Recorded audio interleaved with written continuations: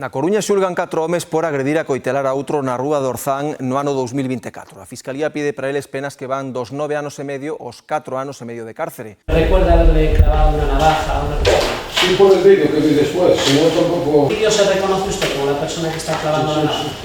Y ya vemos que hay una pelea en otro lado y la verdad que es que no.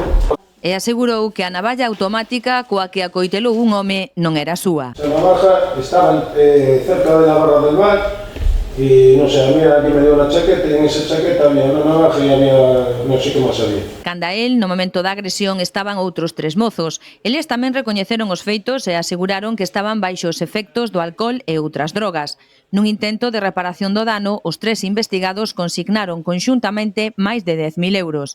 Por un delito de lesións agravadas, enfróntanse agora a 4 anos e medio de cadea, a máis un deles a medio ano máis de prisión porque opuxo resistencia no momento da súa detención.